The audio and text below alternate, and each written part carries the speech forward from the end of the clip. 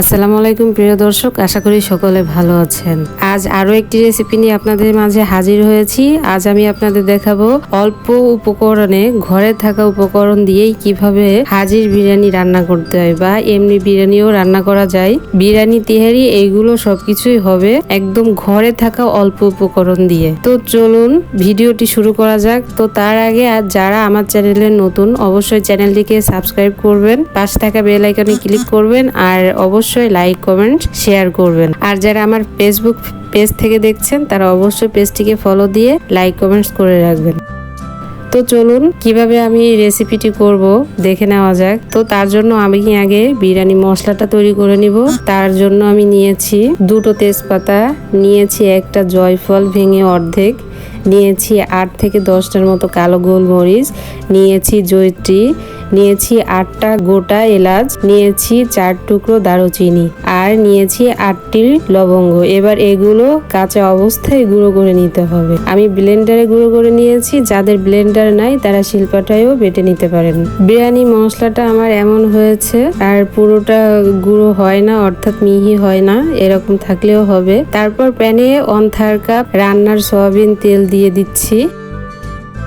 দিচ্ছি তেজপাতা মাঝখান থেকে ছিঁড়ে 2 টুকরো করে নিয়েছি, দিয়েছি গোটা এলাচ 5টা, দিয়ে দিচ্ছি 5 টুকরো দারুচিনি, দিয়ে দিচ্ছি 5টি কালো গোলমরিচ আর 5 টুকরো লবঙ্গ। এবার এগুলো তেলের মধ্যে ভেজে নিব যতক্ষণ না মশলা থেকে একটা সুগন্ধ বের না হয়। মশলাটা ভাজা হয়ে গেলে দিয়ে দিচ্ছি 1/3 কাপ পেঁয়াজ বাটা। এবার পেঁয়াজটা খুব ভালো করে ভেজে নিতে হবে যতক্ষণ না পেঁয়াজের কাঁচা গন্ধটা না চলে যায়, ততক্ষণ পর্যন্ত। পেঁয়াজটা খুব ভালো করে ভেজে নেওয়ার পরে দিয়ে দিচ্ছি চা চামচের 1 চামচ লবণ, 1 চামচ মরিচের গুঁড়া, 1 চামচ জিরার গুঁড়া। এবার এগুলো ভালো মতো নেড়ে চেড়ে মিশিয়ে নিতে হবে। এবার 1 চামচ আদা বাটা, সেই সাথে দিয়ে দিচ্ছি 1 চামচ রসুন বাটা। এবার আবারও খুব ভালো করে মশলাটা কষিয়ে নিতে হবে। মশলাটা কষানো হয়ে গেলে দিয়ে দিচ্ছি গরুর মাংস। আমি কোরবানির মাংস নিয়েছি, আপনারা কোরবানি ছাড়া এমনি গরুর মাংসও নিতে পারেন। আর মাংসের পিসগুলো ছোট সাইজের করে নিতে হবে, যেমনটা তিহারিতে খাওয়া হয়। আর দিয়ে দিচ্ছি আগে থেকে গুঁড়ো করে রাখা বিরিয়ানি মশলা। এখান থেকে 1 চামচের মতো তুলে রেখে বাকিটা দিয়ে দিব। তারপর খুব ভালো মতো নেড়ে চেড়ে ঢাকনা দিয়ে ঢেকে রেখে দিব 5 থেকে 10 মিনিট। 5 থেকে 10 মিনিট পর ঢাকনা তুলে আবারও খুব ভালো করে নেড়ে চেড়ে দিতে হবে। আর মাংস থেকে কিছুটা পানি বেরিয়েছে, চেষ্টা করবেন এই পানিতেই যেন মাংসটা ভালো মতো সিদ্ধ হয়ে যায়। তার জন্য চুলার আঁচ লো ফ্লেমে রেখে মাংসটা রান্না করে নিতে হবে। আর 5 মিনিট পর পর নেড়েচেড়ে দিতে হবে যেন নিচ থেকে লেগে না যায়। তার জন্য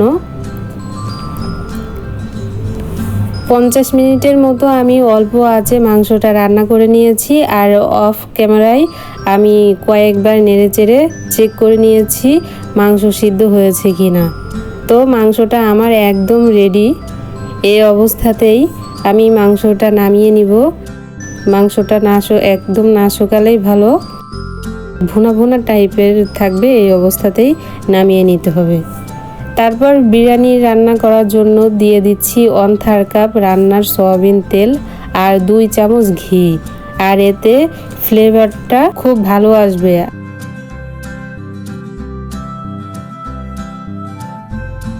আর দিয়ে দিচ্ছি কিছু পেঁয়াজ কুচি। এখানে বেশি পেঁয়াজ দেওয়া দরকার নেই, অল্প পেঁয়াজ দিলেই হবে। এবার পেঁয়াজ ভালো মতো নেড়েচেড়ে ব্রাউন কালার করে নিতে হবে। বেশি ভাজলে বিরিয়ানিটা ডার্ক হয়ে যেতে পারে, তার জন্য ব্রাউন কালার করে নিতে হবে। পেঁয়াজ ব্রাউন কালার করে ভেজে নিয়েছি। এবার তার মধ্যে দিয়ে দিচ্ছি পোলাওর চাল। 2.5 পট চাল আগে থেকে ধুয়ে 30 মিনিট আমি পানির মধ্যে ভিজিয়ে রেখেছিলাম। এবার চালটা একটু ভেজে নিব। আমি এখানে প্রাণ চিনি গুঁড়া সুগন্ধি চাল ব্যবহার করেছি, যার সুগন্ধে আলাদা একটা মাত্রা এনে দেয়, ঘরে বাহিরে সুগন্ধ ছড়িয়ে পড়ে। চালটা ভাজা হয়েছে কিনা কিভাবে বুঝবেন? যখন দেখবেন চালের মধ্যে ফেটে ফেটে গেছে তখন বুঝবেন চালটা ভাজা হয়ে গেছে। এবার 2.5 পট চালের মধ্যে 5 পট গরম পানি দিয়ে দিচ্ছি। চাল যতটুক নিতে হবে তার ডাবল পানি দিতে হবে। পানির পরিমাণটা ঠিক থাকলে বিরিয়ানিটা খুব সুন্দর হবে আর ঝরঝরেও হবে, খেতেও ভালো লাগবে। দিয়ে দিচ্ছি 1 চামচ লবণ আর একটু লেবুর রস। লেবুর রসটা দেওয়ার কারণ হলো বিরিয়ানিটা সাদা হবে আর সুন্দর একটা ফ্লেভার বের হবে তার জন্য। এবার ঢাকনা দিয়ে ঢেকে রেখে দিব 5 মিনিট। তারপর আবারও ঢাকনা খুলে নেড়েচেড়ে আবারও 5 মিনিট রান্না করে নিব। আর চুলার আঁচ একদম লোতে রাখতে হবে। বিরিয়ানির পানিটা যখন অল্প থাকবে তখন আগে থেকে রান্না করা মাংসটা আমি দিয়ে দিব।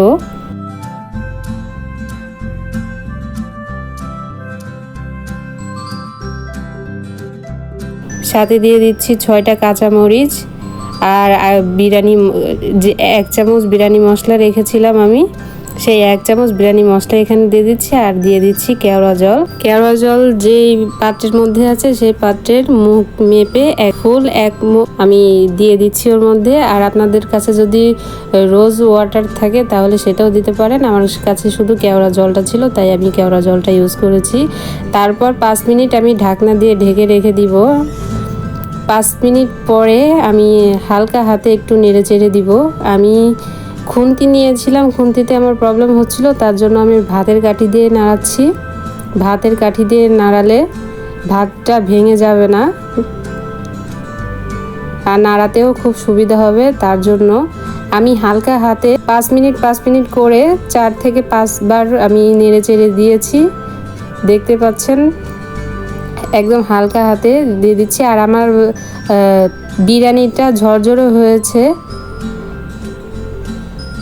ভাতের কাঠিটা হাতের উপর দিয়ে ঝাড়া দিলেই বিরিয়ানিগুলো সব পড়ে যাবে, তখনই বুঝতে হবে যে বিরিয়ানিটা একদম পারফেক্ট হয়েছে।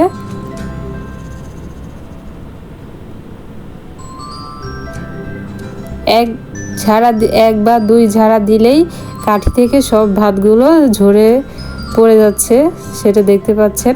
আমি হালকা হাতে খুব ভালোভাবে নাড়িয়ে চাড়িয়ে দিচ্ছি।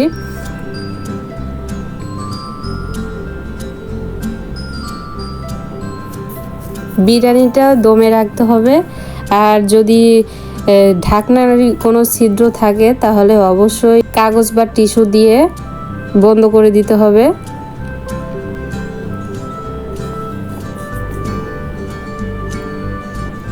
আমি আপনাদেরকে একটু কাছ থেকে দেখানোর চেষ্টা করেছি।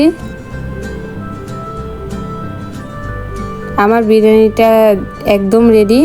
আমি আপনাদেরকে এখন পরিবেশন করে দেখাবো আমার বিরিয়ানিটা কত সুন্দর হয়েছে। ঘরে থাকা অল্প উপকরণ দিয়ে যে এত সুন্দর বিরিয়ানি রান্না করা যায়, আপনারা বাসায় ট্রাই না করলে সেটা বুঝতে পারবেন না।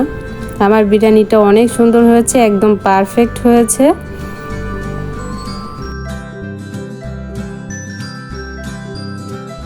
বাইরে আর বিরিয়ানি খেতে যেতে হবে না, ঘরে অল্প উপকরণ দিয়ে তৈরি করেই খেতে পারবেন। হাজির বিরিয়ানি ঢাকায় বিখ্যাত একটা বিরিয়ানি রেসিপি এটা। তো একদম হাজির বিরিয়ানির মতোই হয়েছে।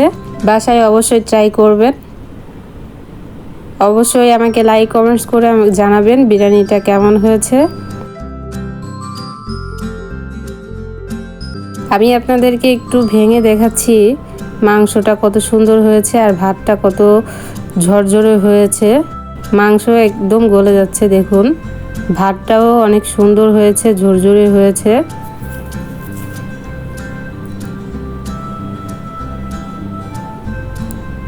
আজকের রেসিপি এতটুকুই। সবাই ভালো থাকবেন, সুস্থ থাকবেন। আমার পরবর্তী ভিডিও দেখার জন্য আমন্ত্রণ জানিয়ে আমি এখানে শেষ করছি। আল্লাহ হাফেজ।